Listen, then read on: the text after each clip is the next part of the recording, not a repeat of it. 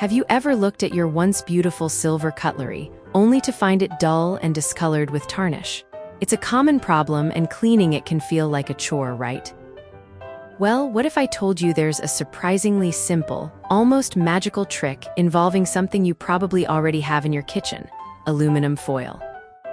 Yes, you heard that right. Putting a crumpled ball of aluminum foil in your dishwasher can actually help bring that shine back to your tarnished silver. It's all about a cool little science trick called an ion exchange. The aluminum foil acts like a magnet for the tarnish, which is actually silver sulfide. When the hot water and dishwasher detergent get involved, the aluminum basically sacrifices itself, drawing the sulfur atoms away from your silver, making it shiny again. So, the next time you're running a load with your tarnished silver, just toss in a loosely crumpled ball of aluminum foil. Make sure it's making contact with the water and the silver.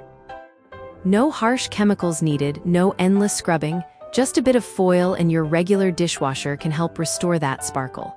Give it a try. Subscribe for more amazing facts.